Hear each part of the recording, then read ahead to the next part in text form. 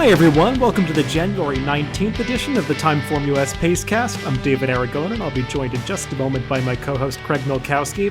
This week on the podcast, we're going to take a look back at last weekend's three-day weekend of racing. It was Martin Luther King Jr. Day on Monday, so some tracks were racing, though. It wasn't your typical holiday weekend where you had a lot of the stakes races concentrated on Monday. The big day of racing was Saturday, and Fairgrounds was where most of the action was. The Derby prep that took place last weekend, the Lecomte was the feature race on that Saturday card at the Fairgrounds, but they had a bunch of other stakes races on the undercard. We talked about them on the TimeformUS forecast last week, and we'll recap all of those as we look back at that Saturday card. Then we'll move on to some other tracks. Gulfstream, where they ran some Florida-bred stakes races. We'll talk about one of those. Also, Santa Anita, there was that California Cup day on Saturday. We'll talk about that, as well as the graded stakes race that they ran on that Monday card. That was the grade 3 Megahertz.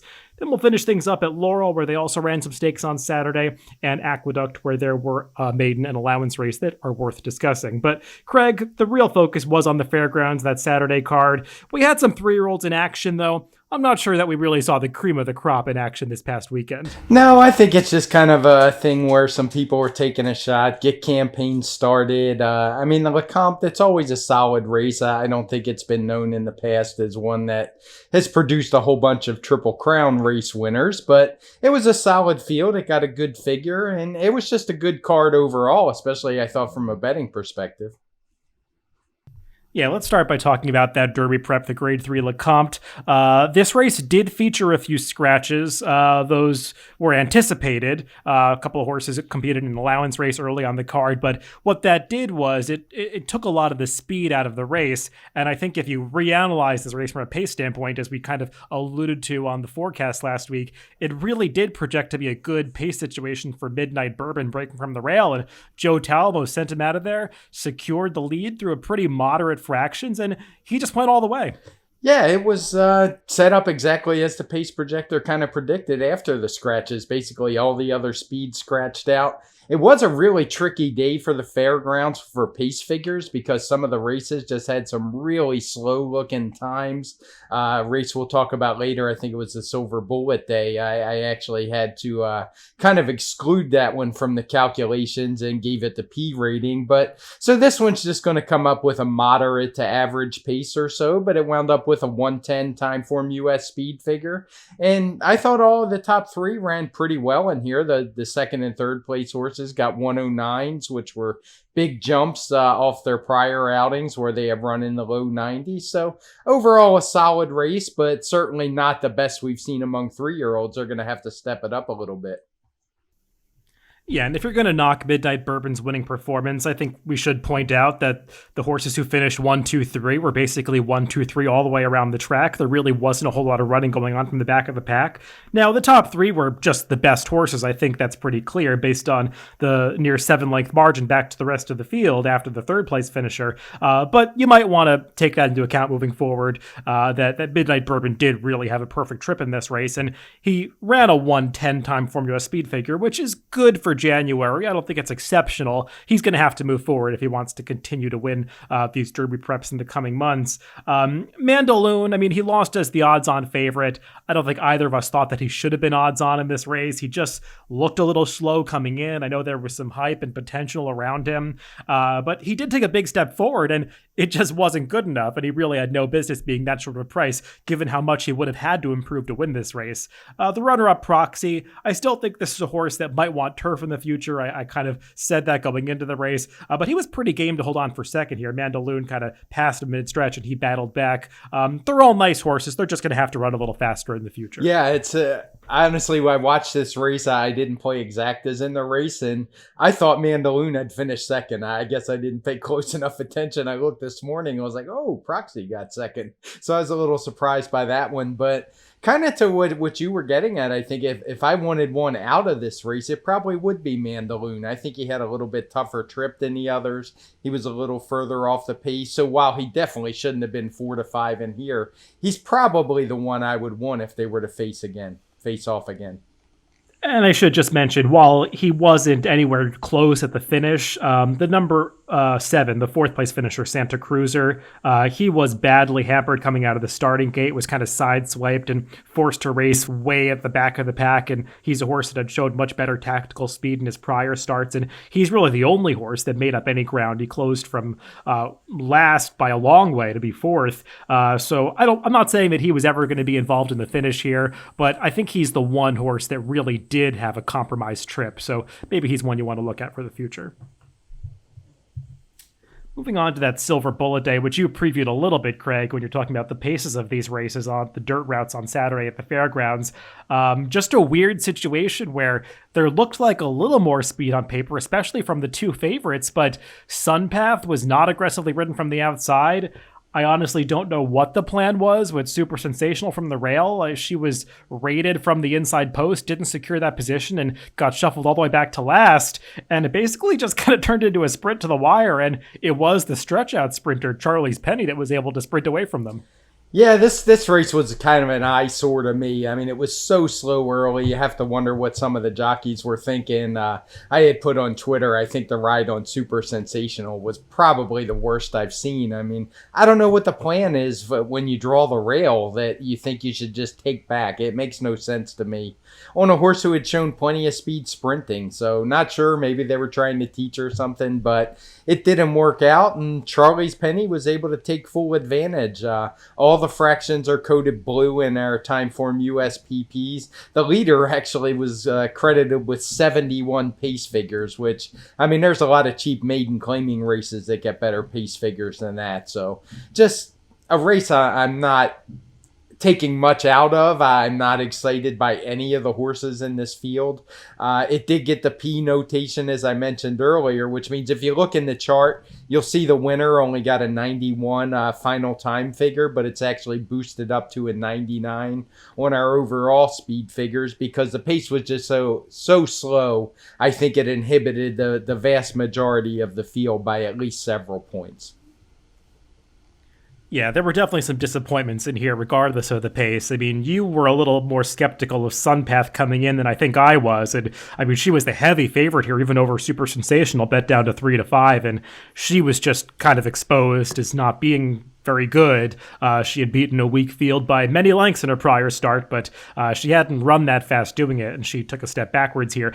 I would give Super Sensational another chance. I'm not going to write her off and say that she's some synthetic-only horse based on this performance, because as you said, the ride, it just gave her no chance given the way the race was run. So I'd like to see her in another spot like this next time using more aggressive tactics. Yeah, I have no problem with that. I was disappointed in the ride. I would put a line through this race for her. The others, it's just nothing to get too excited about. I mean, I don't want to knock Charlie's Penny too much. She won by 3.5 lengths. She did pass a couple horses to get the lead, including the heavy favorite. So maybe she's got a little more in the tank than that 99 we're giving her credit for. And I'm not just going to totally dismiss her. I mean, she's obviously a decent filly, but I would need to see a lot more from her to get too excited. Sticking with those dirt routes that featured slow paces, the Grade 3 Louisiana for the older horses also falls into that category. But this was one that was not dominated on the front end, even though the leader Blackberry Wine was setting a pretty slow pace up front.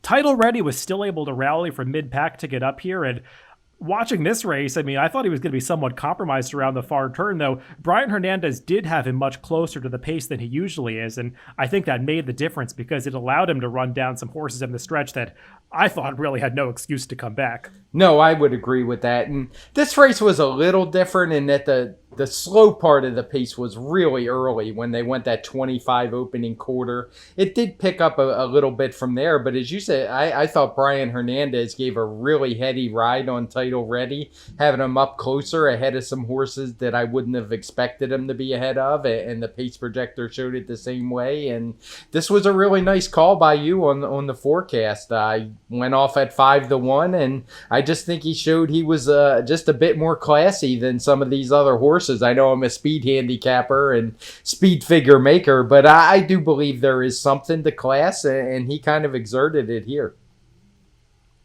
Yeah, I don't think Title Ready is going to be winning too many more graded stakes races in 2021. This was a fairly weak field overall, and I think the speed figure of 115, it kind of speaks to the fact that a lot of horses that we were expecting to step forward didn't here. But he had been coming out of some really tough races, and he basically ran as well in this victory as he had in defeat in some of his prior races, and that was just good enough to beat this field. Blackberry Wine, and I think especially Wells Bayou, they were the big disappointments. Wells Bayou was coming off the layoff, so maybe he deserves a pass for this race, but they both had great trips on top of a slow pace, and they just couldn't see it out. Some others were a little farther back than I think you might have anticipated, like the Steve Asmussen pair of Sonneman and Silver Prospector, but they didn't really pick up that much in the stretch, so I just feel like there were a lot of horses in this race that could have stepped forward as in their 4-year-old debuts that just didn't quite do it. Yeah, of the ones that disappointed, Blackberry Wine's the one I'd be least likely to give much of a pass to because he kind of hasn't came through lately in tougher spots, and he just seems to pick on weak fields when he does win. I'm not sure what to do with Wells Bayou because Brad Cox, he's not really known for bringing him back off of long layoffs. So maybe he wasn't fully cranked, but on the other hand, the trip was just so easy. It's a negative. But of the two, maybe I'd give him another chance if bettors kind of lean too much on this race just based on the trainer MO. But really disappointing race again for me, similar to the Silver Bullet Day, other than the winner who ran fine. Sandwiched between those dirt races we just talked about was the turf race, stakes the Colonel E.R. Bradley. And we had talked about it on the podcast last week, how we anticipated a different kind of pace scenario here than we had seen in the race that many of these were exiting, the Diliberto Memorial, where Spectacular Gem and Sailing Solo had hooked up on the front end and caused the race to come back to Logical Myth, who won that race. We assumed that one of them would take back here. I certainly didn't anticipate that both of them would take back, and it was kind of weird down the backstretch to see Logical Myth have better position than both of those horses, and he got the jump on them when he came up the rail in the stretch. Yeah, I mean, it was basically over in my mind once he was ahead of both of those two early, or at least he was fairly close to Spectacular Gem and definitely ahead of Sailing Solo. And, you know, he just got the same great trip that he got last time, but you know, it's a horse. He only went off 3-1, so I have no problem betting against a horse off a perfect trip. But he got another win, and we talked about it on the forecast. I mean, it was predictable. It was just a matter of how low of a price did you want to take. And he's one I'm just going to have to keep an eye out and see where he shows up because he's now had 2 perfect trips in a row. But he's obviously got some talent as well. And if he draws inside, he's got that good tactical speed, so he's always going to be dangerous. Now, he did only get a 117 Timeform US speed figure compared to that 121 last time. But that's probably mostly because of that pace. It was a lot slower, and it's just harder to make up that kind of time. That is something we work on at Timeform US with our figures, trying to account for pace. But you can't just make random adjustments. I mean, we do like to try to rate the races together if at all possible. And this one wasn't extremely slow or extremely fast. So I'm happy with the 117. Yeah, I'm going to go out on a limb here and say there's going to be a good opportunity in the future to bet against Logical Myth. He's drawn the rail in 2 straight starts. He's gotten that ground-saving trip in the pocket now twice in a row. This time, he didn't even have to leave the rail to make his run, it's like the Red Seas part at the top of the stretch, and he got to scoot up right up the inside, which is the place you wanted to be on this Fairgrounds turf course, as we'll talk about a little bit later with another turf stakes race. And he just got perfect trips in these races. He's running decent speed figures, but I anticipate that if he doesn't draw the rail or if he gets in a race where he's not going to get this perfect trip again. So if he's a very short price next time, he's one that I would want to bet against. Moving on to that other turf race that I just mentioned, the final stakes we're going to talk about from that Saturday card at the Fairgrounds, the Duncan F. Kenner run early in the day, this one going 5.5 furlongs on the turf. And Manny Wah, who had always been a decent dirt sprinter, tried the turf for the first time here as a 4-year-old, and boy, did he really take to it. I mean, I had talked about it on the podcast last week that he did have plenty of turf pedigree, and he certainly ran to it here because he was just flying through the stretch.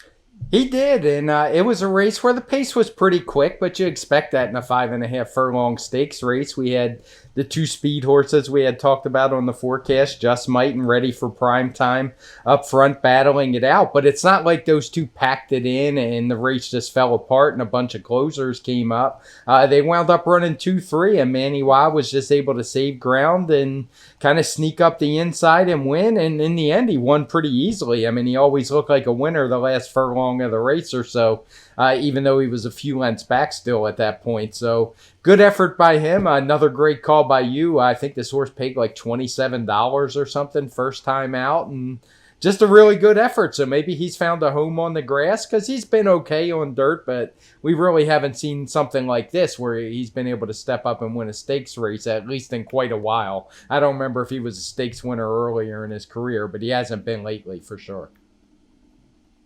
Yeah, I'd imagine they're going to keep him on turf now, because this was, I would say, marginally better than his dirt races, and that's usually good enough to be a stakes-winning turf sprinter. Because horses like Just Might, I mean, he's proven in some graded stakes on the turf. Fast Boat, I don't think he ran his top race here, but he's run in some stakes in the past and done well, and Ready for Primetime showed that his allowance victory last time was no fluke in finishing a pretty good third here. So I think it was a strong race, and Manny Wah just ran very well to win. I will say the 5 furlong split that you see in the fractions here, I'm going to say that's almost definitely wrong. I think it's next to impossible that Manny Wah closed into a 5-2 final 16th of a mile here. But the other fractions, they look fine to me. It was a fast pace that he got to close into, but he still really finished strongly. So I'd be interested to see what he does in some tougher races in the future. Yeah, I would agree with you about that fraction. I don't really use that to make pace figures, so it's not a big deal. So I didn't bother checking it. But yeah, that seems highly unlikely. Let's wrap up the fairgrounds action by talking about a couple more non-stakes races. One is an allowance race from Sunday, which is won by the newly turned 4-year-old Enforceable. This Gray Son of Tappet for Mark Casse had been on the Derby Trail last year, had kind of been a goofy horse that couldn't get out of his own way a few times, but looks like he's finally grown up, because Adam Beschizza kind of shook the reins at him coming out of the gate, tried to get him a little closer to the pace than usual. He responded, and once he got into the clear end of the stretch, this horse really finished up powerfully. Yeah, he did. He looked really good doing it. Newly turned 4-year-old. He got a 118 Timeform US speed figure, which is actually a little bit lower than he ran when well beaten in the Kentucky Derby on our numbers. I'm not sure. I don't remember if his raw figure was lower or higher. He obviously got a big weight adjustment because he carried a lot more that day on what the figures I'm looking at. But yeah, just a really good effort, and excited to see. I say 118. It's a figure that my assistant does. Since the race was on Sunday, I won't get the official back until later today, but I'm pretty sure it's going to be within a point or two of that one way in either direction. Yeah, I mean, it seems like a fig that should be high. I mean, he beat some pretty good horses by 8 lengths. I mean, Pluska Parfait is a nice one, and Spa City had potential. He was third here for Brad Cox. Just a very exciting performance by a horse that we had talked about a lot on this podcast last year, is one that always had this kind of potential if he ever figured things out. And it seems like he is now.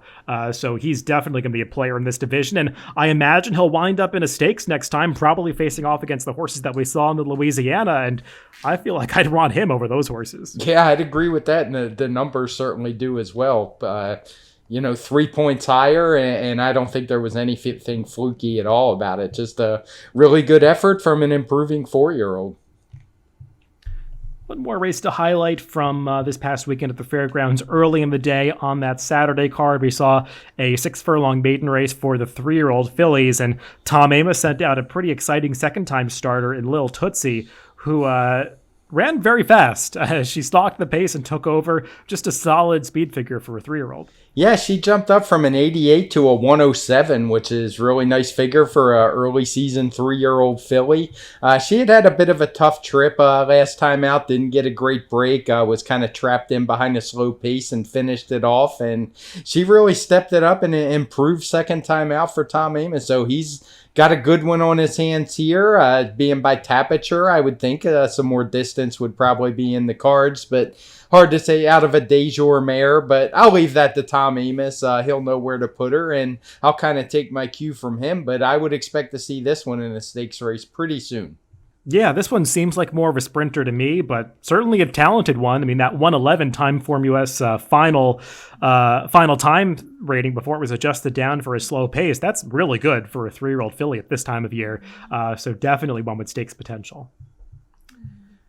Let's now move on to some other venues. Let's talk about one race from Gulfstream Park. They ran a bunch of races for Florida breds, stakes races on that Saturday card. We're just going to talk about the Sunshine Classic, which was won by Last Judgment. Kind of a funny horse here because he had been concentrating mostly on sprint races, especially for his prior connections when he was in Todd Pletcher's barn. But he stretched out here for Mike Maker and had much more tactical speed and just never looked back. Yeah, he did. I think it was second time off the claim for Mike Maker, which seems to be with something we've talked about on turf, where he claims horses and doesn't necessarily make big jumps the first time out, and sometimes not even the second, but he definitely gets them better over time, and this one jumped out to a 118 Timeform US speed figure, showed the extra distance, what wasn't much of a problem at all, and I thought this was a really good effort, and given what we've seen from the older horses so far, it's tough to say. We got a lot of 4-year-olds developing who seem to be running faster and are maybe catching up, but based on the pretty weak older crop we saw, it's not going to take a whole lot more improvement to get this one in the graded stakes either. Yeah, he had shown that he had really improved last year when he was claimed out of that October allowance race at Belmont for $62,500. He had won that race over Pete's Play Call, who's now a stakes winner, Chateau, who always is running some fast pace figures, and Mad Money's has come back with a very fast allowance win since then. So he had shown real potential, and seems like he's just taken a step forward, going a longer distance, which, as you said, something that we've seen before from Mike Maker. Yeah, and looking back, I don't think he hadn't run 2 turns in quite a while. I think he tried it at Monmouth when he ran. It was in that race that Maximum Security lost to King for a Day during his 3-year-old season. And other than that, he had only done it one other time on the dirt, and that was at Oaklawn, and he won an allowance race pretty easily that day. So it's kind of interesting that he didn't get back to it until now, and maybe the connections were just missing out that had him before. I mean, he was running fine sprinting, so you can understand why maybe they didn't move him around 2 turns, but that's something Mike Maker's always going to do. He really seems to excel with horses going longer than what they've shown in their PPs. We usually are talking about it in 1.5-mile turf races, but he did it here on dirt as well. So it might be something to keep an eye out when he has new acquisitions. Sticking with those warm weather venues, let's move out to Santa Anita, where they ran a bunch of stakes last weekend.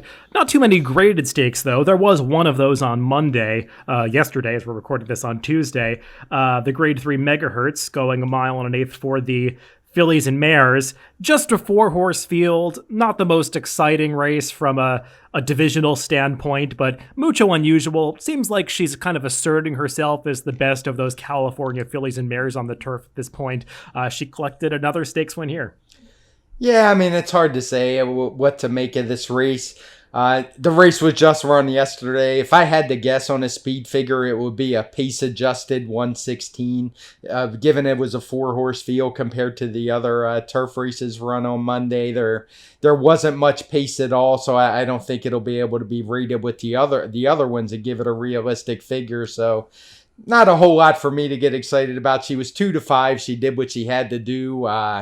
Just so much. The other showed me they're not really stakes horses, and I'm not going to make much of it one way or the other for Mucho Unusual. She just seems to be a horse who runs in the mid-teens on turf, and if that's good enough in races she's entered in the future, she'll be a factor, and if not, she'll probably get beat, because she's really consistent, if nothing else.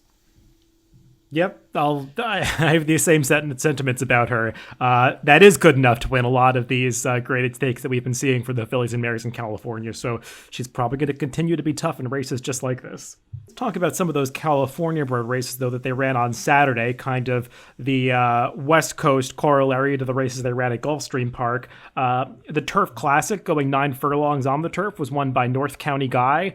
This was a large field, a pretty exciting race to watch, as you had a horse that really ran off on the front end that might have messed with some other horses that wanted to show speed, but North County Guy sat just off that pace and made a move in the stretch and was able to hang on late. Yeah, he was taking a big class drop for Richard Baltus, who seems to take turns winning all the turf stakes out west, him and Phil D'Amato. But yeah, he dropped him in class out of that Grade 2 Hollywood Turf Cup. He ran a nice, I think it was a 120 Timeform US speed figure, which is a career best for him. And that's a good effort. So I could see him moving back into graded stakes company out in California. Maybe not the a mile and a half of the Hollywood Turf Cup, but at this distance of a mile and an eighth, it was a really solid effort from him.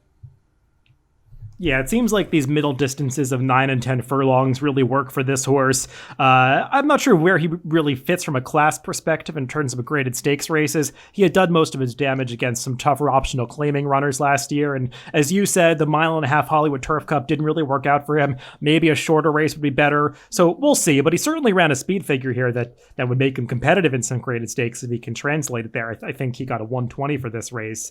I would say the horse that was most hurt by that runoff was Acclimate, because he's really one that wants to be by himself on the front end, and he found himself in that chasing position. He finished third here, but I think he'd be capable of better in the future. Yeah, I think I haven't been disappointed in him this year. I just think he's hadn't found the right spot yet. And one of these days, he's going to get a race where he's able to get to the front and control the pace, and he'll be dangerous, but he just hasn't found that spot yet this year. Another one of those California-bred races was the Cal Cup Sprint a little later on this Saturday card, which was won by Brickyard Ride, and this horse just ran them off their feet. He's been one that's always had a lot of speed. I think it's been a little unclear in the past whether he really prefers dirt or the turf, but he ran a big race on the main track here. He opened up from the start and just never let anybody else get into the race. Yeah, this was a fast race. The figure surprised me when my assistant sent it back. It came back a 121. But as you said, I mean, he's shown plenty of talent in the past, so it's not a total shock like this race came out of nowhere. But he's run he ran a clunker last time at Los Al, but I've talked about that often. I tend to put lines through those races at Los Al, good or bad, when they show up at other tracks.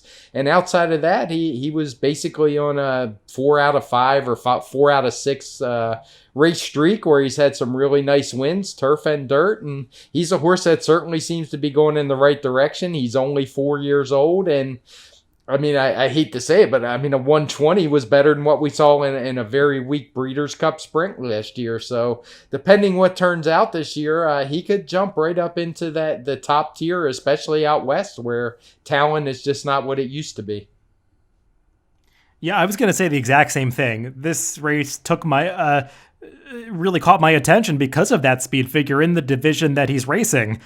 This is the kind of horse that could potentially step up to graded stakes races because the division seems so weak, at least through last year. And he was coming off that poor performance at Los Alamitos. We had talked about that race that was won by Mr. Vargas on the Pacecast actually a few weeks ago. And he is a horse that had a very rough trip in there. So I think you can draw a line through that one. And his prior dirt races are good. And those came as a 3-year-old. And it just seems like maybe he's now just coming into his own as a 4-year-old. So he's definitely one that I'd be interested to see in some graded stakes, especially given the early speed that he has.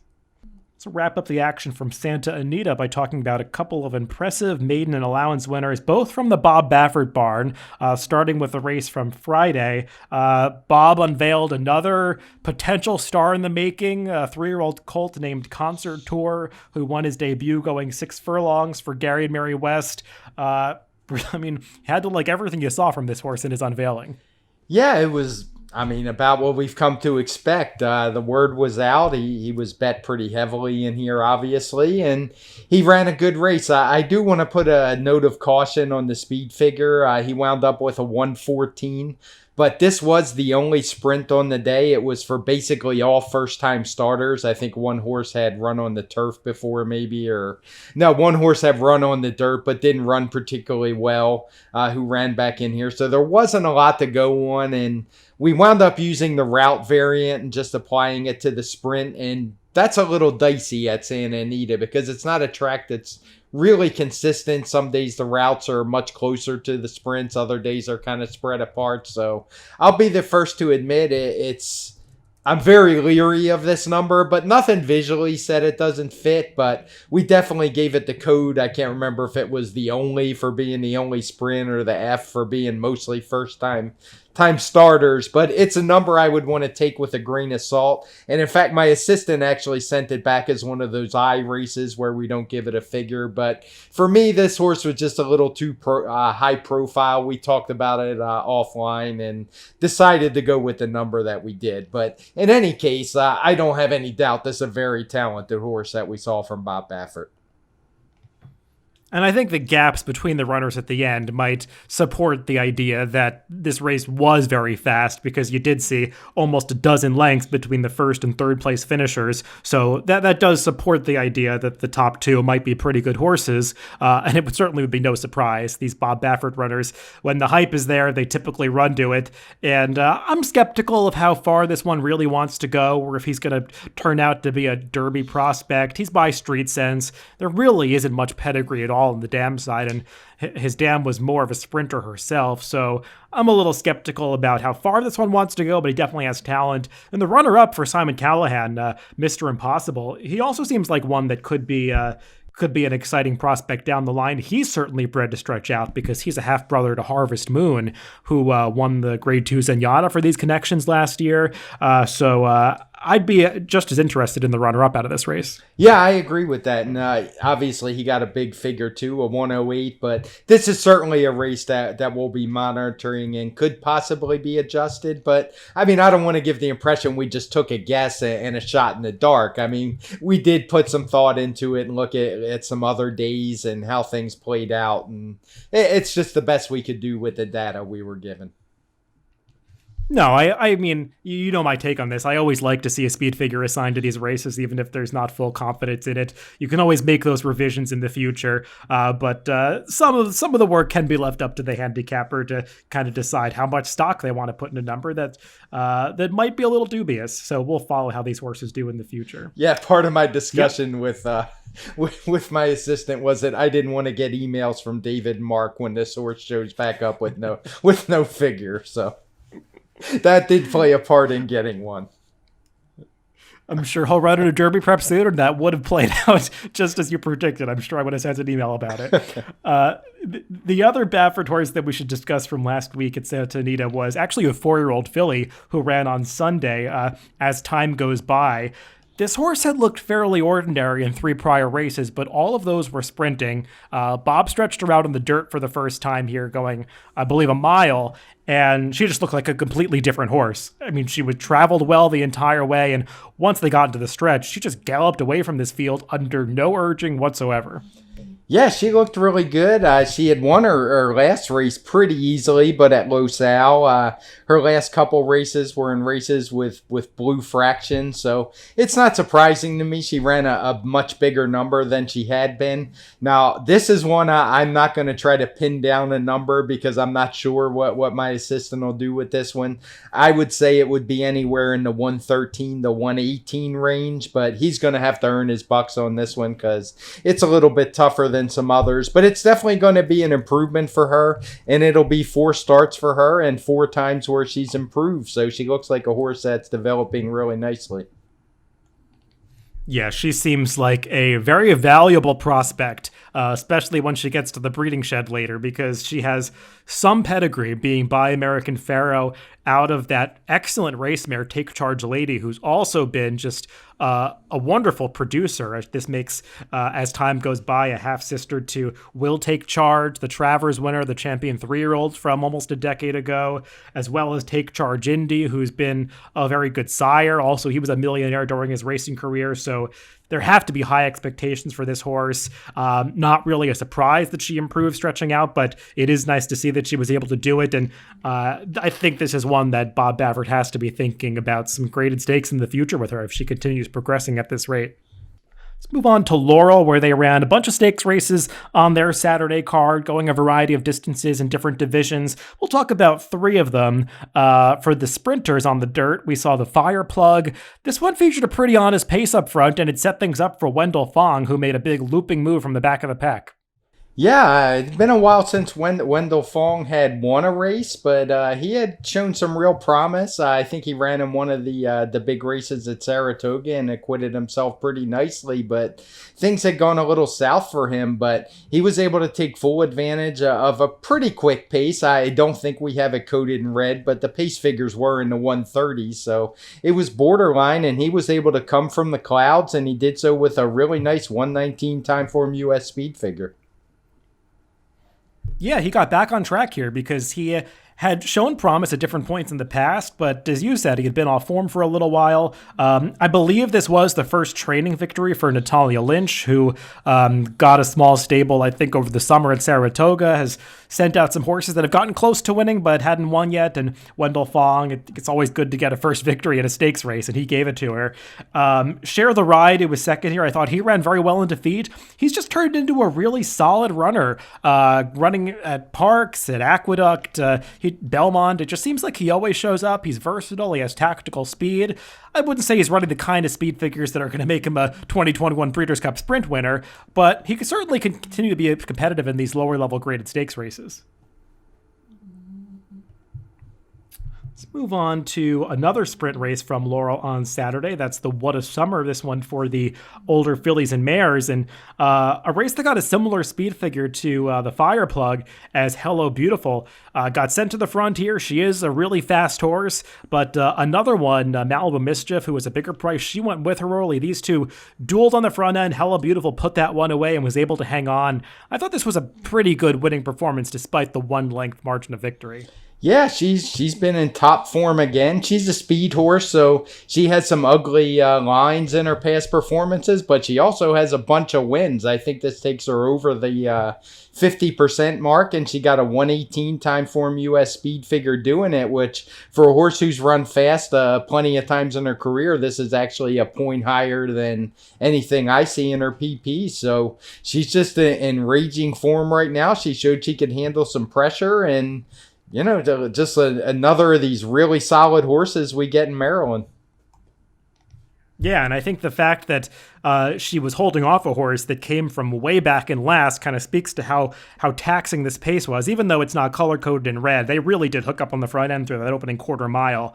So I thought she ran very well to win, and they've been keeping her in Maryland, running in some lower-level stakes races. I wonder if we'll see her try some tougher spots, because she's certainly running the kind of speed figures that suggest she could handle a step up in class. Yeah, and you mentioned it wasn't coded in red, but it was really close at that first call. The second call kind of slowed down a little bit, and that's when the other horse kind of was able to get up alongside of her. But, she was able to just open back up and held off Club Car, who's been a really solid horse in her own right. She's always coming late. So, I was impressed by this performance.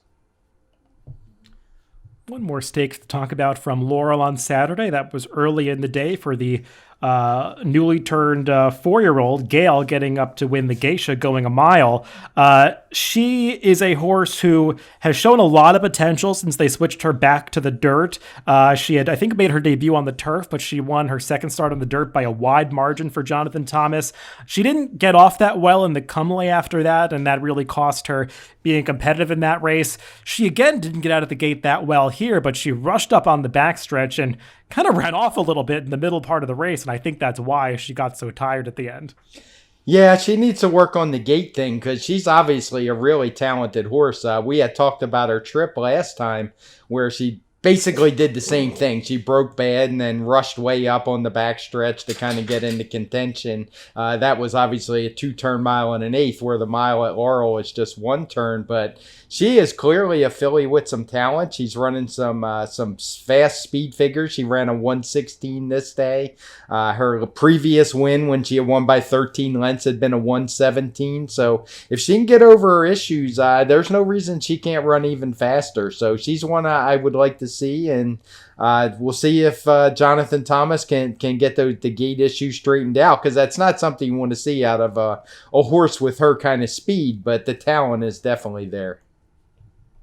Yeah, and even though she was getting very tired at the end of this race, I don't get the sense that she has too many distance limitations. I think they just have to get her to kind of settle down her mental game a little bit because she gets too keyed up in the middle of her races, and that takes away from her finish. But I do think she's shown a lot of stamina in her races, even though she's kind of staggering across the wire. So they just kind of have to figure out how to get her to turn off at the beginning of these races, because I do think she's got plenty of talent. Yeah, and it's not easy to win at Laurel at that 1 mile distance with a really long stretch where everybody's got plenty of time to make a run at her. You see a lot of horses get run down there, but she just had way too much speed for this group.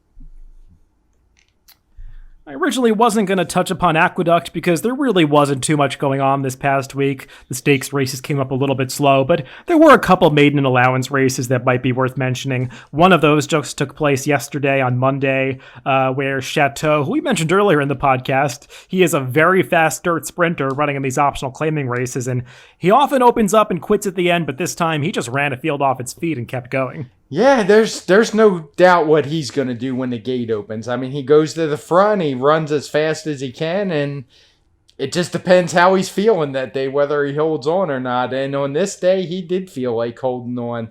I don't have the official speed figure yet, but I can say for sure it's going to be in the upper 120s. Now, part of that is a boost on the pace because of pace. He's probably going to get about an extra 4 points from that because he really opened up to that half-mile call and is going to have a pretty big pace figure. But apparently my dog Mason doesn't like Chateau. He's barking for no apparent reason. But no, Chateau is... Who knows what you're going to get with him, but I wouldn't want to be another speed horse in a race with him because he is really tough to outrun, and when he's on his game, he's very tough to catch. Yeah, and it's one of those situations where the speeds did run 1-2 around the track. It wasn't a speed favoring track on Monday at Aqueduct at all, but Chateau, when he goes so quickly up front, he can sort of take some other horses out of their best game, and even the closers have trouble coming into that pace because he just makes them all run a little faster in the early going than they really want to. He had run speed figures approaching 130 before when he was in Jason Service's barn. He hadn't done it for Rob Atras yet, but this feels like the first Rob Atras horse who he's taken over a lot of the ex-Jason Service horses, and it feels like the first one that he's gotten back to that kind of otherworldly performance that we saw Jason Service produce from a few of these runners. And I mean, Chateau's always been really fast. It's just a matter of whether they can dole out that speed and get him to last to the wire. Yeah, and I mean, it wasn't a fluke here. He beat the horse who was able to run him down last time. I mean, it was only a half furlong shorter, and I'm sure that made a bit of a difference, but this horse looked pretty good doing it. I will post what the exact figure it is. I haven't decided yet if I'm going to rate all the races together or kind of group the 6 furlong in one group and the 7 furlong and longer in another. So it may be a couple points slower, but I would say definitely mid 120s at the worst. It won't be 130, but somewhere in that 125 to 128 range.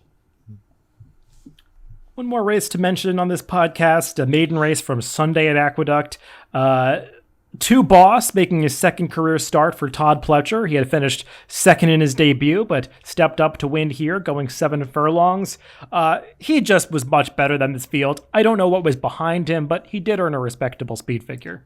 Yeah, he did. He got it's going to be about a 107 Timeform US speed figure would be my guess from working on it this morning. I doubt that would change very much. I will say that the track at Aqueduct the past couple of weeks has been really tricky. It's been windy. There's been days where the rail's been really good. There's been days when the rails have been really bad. So it's definitely been some tough figure making, but I don't think this was one of them. I mean, I thought it was a really good effort from him second time out. I tried to look up the breeding to see what we could expect from him in the future, but there's just not a lot there. It's not much on the dam side at all. I don't even know much about the sire and El Padrino.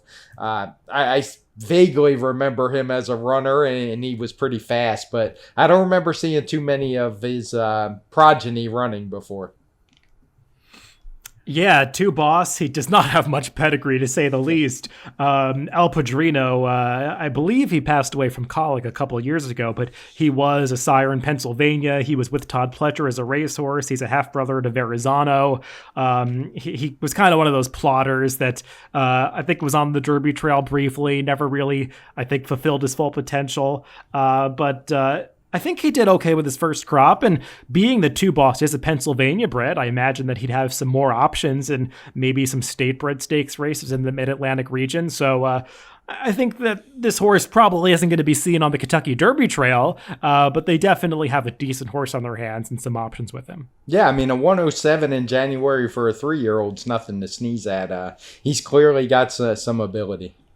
All right. Well, that's the entire podcast for this week. I think we'll have a pretty fun Timeform US forecast coming up on Friday with the Pegasus World Cup coming up and some other stakes races potentially to look at. I imagine we'll have some things to talk about. So look forward to that. We record that on Friday. But Craig, always good to recap these races with you. Remember that you can always listen to us on DRF.com, Spotify, iTunes, YouTube, and SoundCloud.